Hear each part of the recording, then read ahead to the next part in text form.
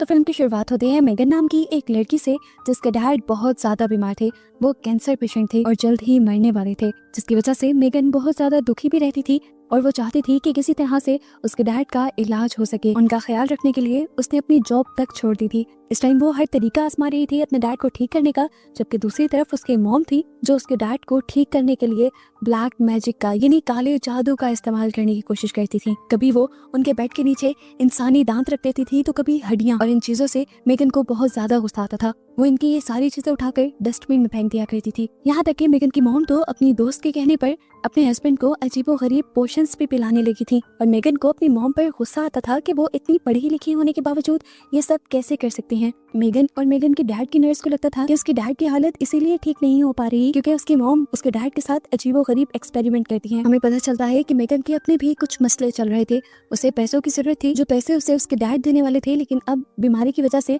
सारे पैसे उसके मॉम के हाथ में चले गए थे और उसे समझ नहीं आ रही थी कि डैड के बीमार होते हुए वो अपनी मॉम से किस तरह पैसे मांगे। बहुत हिम्मत करके मेगन अपनी मॉम से पैसे मांगती लेती है, लेकिन मेगन की मॉम साफ इनकार कर देती है, ये कहते हुए कि मेरे पास कोई पैसे नहीं है, जो पैसे हैं भी वो तुम्हारी डैड की मेडिसिन पे चले जाते हैं। उसकी मॉम भी काफी उदास रहने लगी थी, इसीलिए मेगन आज अपनी मॉम से कहती है मैं डैड के पास हूँ उनका ख्याल रखने के लिए, आप थोड़ी देर बाहर घूम कर आएं। जैसे ही मेगन की मॉम घर से बाहर जाती है तो पीछे से मेगन के डैड की हालत बिगड़ने लग जाती है और वो अपनी वाइफ को आवाज देने लगते हैं और उसे कहते हैं कि मुझे बहुत ज्यादा दर्द हो रहा है। ये देखकर मेगन घबरा जाती है और उन्हें उनकी मेडिसिन दे देती है। जब वो ऐसा कर रही थी तो उसे अपने घर के ऊपर वाले फ्लोर से टक टक की आवाजें आने लगी, ऐसे जैसे ऊपर कोई चल रहा हो। वो इसे अपना वहम समझती है और वॉशरूम में हाथ मुंह धोने के लिए जाती है, जहाँ उदासी में उसे अपने डैड के वीएन भी आते हैं, उस टाइम के जब वो छोटी हुआ करती थी और उसके डैड उसे अपने साथ खिलाया करते थे। मेगन जब वॉशरूम से बाहर निकलती है रोते हुए तो वो देखती है कि उसकी मॉम उसके डैड को दवाई दे रही थी और ये देखकर वो घबरा गई क्योंकि अभी तो वो अपने डैड को दवाई देकर अंदर गई थी। वो अपनी मॉम पर गुस्सा होने लगती है कि आप कम से कम मुझसे पूछ तो लेती उन्हें मेडिसिन देने से पहले, अब उनको ओवरडोज दे दी गई है। मेगन अब अपनी मॉम से कहती है और कोई रास्ता नहीं है, हम ऐसा करते हैं कि दोनों ही आज डैड के साथ स्टे करते हैं। ये तीनों एक ही बेड पर सो जाते हैं और सुबह जब मेगन की आंख खुलती है तो वो देखती है कि उसके डैड अब इस दुनिया में नहीं रहे थे। घबरा कर वो अपनी मॉम को उठाती है और खुद बहुत ज्यादा रोने लग जाती है। ये लोग मिलकर उसके मुंह और आंखें बंद करते हैं और मेगन अब इस हादसे से टूट सी जाती है, लेकिन वो नोटिस करती है कि उसकी मॉम को तो जैसे जरा बराबर फर्क नहीं पड़ा था।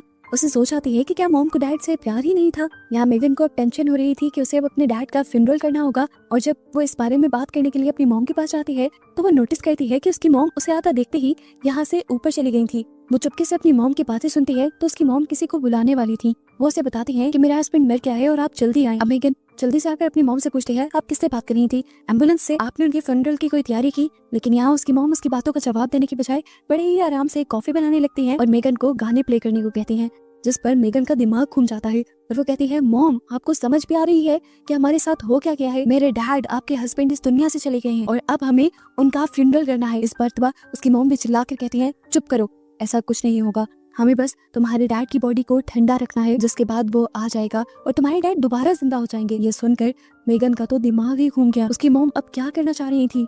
उसे अपनी मॉम पागल लग रही थी, लेकिन तब उसकी मॉम उसे कहते हैं कि मैं एक ऐसे आदमी को जानती हूँ जो मुर्दा आदमियों को दोबारा जिंदा कर देता है।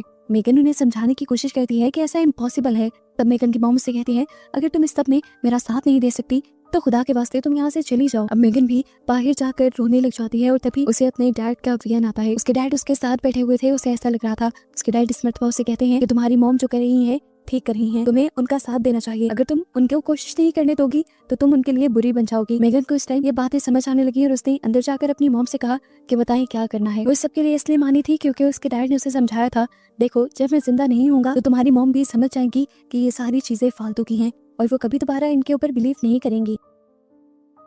यहाँ पर मेगन की मॉम भी काफी सेटिस्फाइड नजर आ रही थी कि अब मेगन उनका साथ दे रही थी। वो मेगन से कहती है कि हमें सबसे पहले मिलकर हॉल को खाली करना होगा, यहाँ पर एक सामान भी नहीं छोड़ना। हॉल को खाली करने के बाद ये लोग पूरे घर की विंडोज को अच्छे तरीके से ढक देते हैं ताकि इनके घर में रोशनी ना जाए।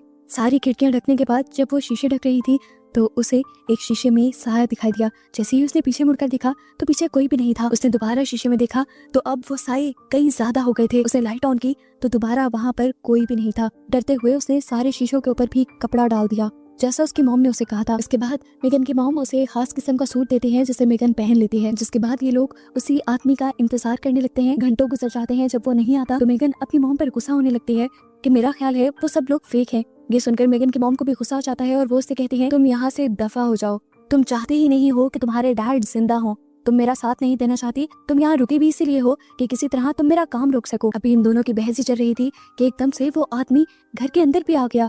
वो कहाँ से आया था कहाँ से नहीं मेगन को नहीं पता चला। आते ही उसने मेगन को अजीब नजरों से देखा और फिर मेगन की मॉम से कहा कि तुम्हारे हस्बैंड का जितना भी सामान था जिससे उसे लगाव था उस सारे सामान को पहले जला दो। उस आदमी के कहने के मुताबिक बारबरा यानी मेगन की मॉम उन सारी चीजों को जलाने लग जाती हैं। हालांकि मेगन को अच्छा नहीं लग रहा था। इन्हीं सारी चीजों में मेगन और उसके डैड की एक पिक्चर भी थी। वो अपनी मॉम की मिन्नतें भी करती है कि प्लीज इस पिक्चर को ना जलाएं, लेकिन उसकी मॉम जला देती है और कहती है कि ये सिर्फ चीजें हैं, अगर तुम्हारे डैड जिंदा हो गए तो उनके सामने इन चीजों की क्या वैल्यू। सारी चीजें जलाने के बाद बारबरा और मेगन घर के अंदर चले जाते हैं और वो आदमी बारबरा से बैग मांगता है। उस बैग में क्या था मेगन को नहीं पता था। जल्दी से लाकर बारबरा वो बैग उस आदमी को दे देती है और मेगन देखती है कि उसमें बहुत सारे पैसे थे जिसे इस आदमी ने जला दिया और मेगन को गुस्सा आ गया कि इन पैसों की उसे जरूरत थी, लेकिन यहाँ पर उसकी मॉम ने इन पैसों को अपने इस ढोंग के लिए जला दिया। उसने बहुत मना भी करने की कोशिश की, लेकिन यहाँ पर कौन उनकी सुनने वाला था। ये उसके डैड की पूरी जिंदगी की जमा पूंजी थी जो उन्होंने एक ही मिनट में जलाकर उसकी राख से यहाँ पर एक सर्कल बना दिया। इस राख के सर्कल के नीचे उसने बहुत कुछ लिखा हुआ भी था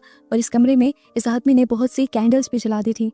अब मेगन को बहुत ज्यादा गुस्सा आ रहा था। वो अपनी मॉम का साथ देना नहीं चाहती थी, इसलिए रूम के बाहर आ गई और तब एक और मर्तबा उसे अपने डैड के विजन आए। उसके डैड ने उसे कहा कि तुम अपनी मॉम का साथ दो, उन्हें ऐसे ही अकेला मत छोड़ो, उनके लिए भी ये मुश्किल वक्त है। अब मेगन जब अंदर जाती है तो उसे उस सर्कल के अंदर बुला लिया जाता है। वो आदमी बताता है कि ये सर्कल एक प्रोटेक्शन है। मेगन पूछती है किस तरह की प्रोटेक्शन, तो उसकी मॉम कहती है कि तुम्हारे डैड को बुलाने के लिए हम एक रिचुअल करने वाले हैं जिसमें तुम्हारे डैड की डेड बॉडी को इस सर्कल के अंदर रखकर हमें एक कुर्बानी देनी होगी और वो सेक्रीफाइस करने के बाद हम यहाँ से सोल्स की दुनिया में पहुंच जाएंगे जहाँ पर बहुत सारी सोल्स हम पर हमला करने की कोशिश करेंगी और ये सर्कल उन्हीं सोल्स से हमें बचाएगा। वहाँ जाकर हमें अपने आप को उन सोल्स से बचाना होगा और एक और कुर्बानी देनी होगी, जिसके बाद हम तुम्हारे डैड की सोल को लेकर यहाँ इस दुनिया में वापस आ जाएंगे और तुम्हारे डैड जिंदा हो जाएंगे। अब वो आदमी अपना रिचुअल स्टार्ट कर देता है। कुछ पढ़ते हुए वो मेगन की मॉम यानी बारबरा का हाथ पकड़ता है और बेदर्दी से उनकी एक उंगली कुर्बानी के तौर पे काट देता है। जिसके बाद वो मेगन की तरफ बढ़ता है। मेगन डर रही थी, लेकिन जबरदस्ती इस आदमी ने उसका भी हाथ पकड़कर उसकी एक उंगली काट दी। दर्द से मेगन पागल हो गई, यहाँ तक के बेहोश भी हो गई। जब उसे होश आया तो वह आदमी उसके आंसू चाकू से उठा रहा था। मेगन की मॉम अब उससे कहती है चलो तुम्हारे डैड को वापस लाने का वक्त हो गया है, मेरा साथ दो, मेरा हाथ पकड़ो। इनके हाथ पकड़ते ही ये लोग भी कुछ मंत्र बोलती हैं उस आदमी का ही बताया हुआ और फाइनली ये लोग सोल्स की दुनिया में पहुंच जाते हैं। इनकी जब आंख खुली तो ये पूरा हॉल बदल सा गया था। वो आदमी जो इनके साथ रिचुअल कर रहा था उसका मुंह अब ऐसे लगा था कि जैसे किसी ने चीर कर फाड़ा हो। यहाँ पर कोई अजीब सी पावर आकर फिर उस आदमी को यहाँ से खींच कर ले भी जाते हैं। मेगन उस आदमी को बचाना भी चाहती थी, लेकिन उसकी मॉम ने कहा कि इस सर्कल से बाहर नहीं निकलना वरना यहीं पे रह जाएंगे। मेगन को अपनी डैड की बॉडी का भी ख्याल करना था और जब इन्होंने देखा कि बॉडी तो सर्कल में है ही नहीं तो ये घबरा गए। इधर उधर देखा तो पता चला कि सोल्स ने उस बॉडी को बाहर निकाल लिया था और एक सोल ने उस बॉडी के ऊपर कब्जा भी कर लिया था। अब यहाँ की सोल्स बारबरा और मेगन दोनों के ऊपर भी हमला करके उन्हें भी खाना चाहती थी। ये चीज मेगन और बारबरा को नहीं पता थी। वो सिर्फ अपने डैड की बॉडी को वापस सर्कल में लाना चाहते थे, जिसके लिए इन्हें सबसे पहले उस सोल को भटकाना था जो उनकी डैड की बॉडी के पास था। बारबरा सोल को भटकाने के लिए अपनी एक उंगली काट देती है और खून निकालते हुए वो सोल से कह रही थी आओ तुम मेरे पास आ जाओ। ये सोल उसके हस्बैंड की बॉडी के अंदर थी। वो उस बॉडी को सर्कल के अंदर लाना चाहती थी, लेकिन सोल इन सर्कल के अंदर नहीं आ सकती थी। अपने हस्बैंड को इस सर्कल के अंदर लाने के चक्कर में गलती से बारबरा का पांव उस सर्कल से बाहर निकल जाता है और फौरन ही यहाँ की सोल्स उसे खींचकर बाहर निकाल देती हैं और इस तरह उसकी भी जान खतरे में पड़ जाती है। ये देखते हुए मेगन को भी बुरी तरह डर लगने लगा था। वो रोने लगी थी। वो अपने मॉम डैड को पुकारती है, मदद के लिए यहाँ किसी को पुकारती है, लेकिन यहाँ कोई नहीं आ रहा था। उसकी मॉम को इन सोल्स ने मार डाला था, जिनका खून अब उसके दायरे के इर्द गिर्द भी था। मेगन यहाँ लगातार रोती रहती है और उसे इर्द गिर्द बहुत सारे सोल्स की भयानक हंसी की आवाजें आती रहती हैं। रोते रोते मेगन को याद आता है कि उसकी मॉम ने कहा था कि उन्हें सोल्स की दुनिया में जाकर एक और कुर्बानी देनी है जिससे वो वापस इंसानी दुनिया में आ जाएंगी। ये याद आता ही वो पास पड़ा एक चाकू उठाकर अपनी एक और उंगली भी काट देती है। उसे बहुत ज्यादा दर्द भी होता है, लेकिन यहाँ पर वो वापस इंसानी दुनिया में नहीं जाती। उसकी ये कुर्बानी बेकार हो जाती है। उसे समझ नहीं आ रहा था कि उसके साथ क्या हो रहा है। इर्द गिर्द सारी सोल्स की हंसी उसे सुनाई दे रही थी। उसे डर लगने लगा था। तभी उसे याद आता है कि जिस फर्श पे वो बैठी हुई है वो लकड़ी का बना हुआ है। अब वो चाकू से इस फर्श को तोड़ने लग जाती है और नीचे देखती है तो फाइनली वहाँ से इंसानी दुनिया की रोशनी आ रही थी। तेजी से वो फर्श को तोड़कर उस दुनिया में चली जाती है।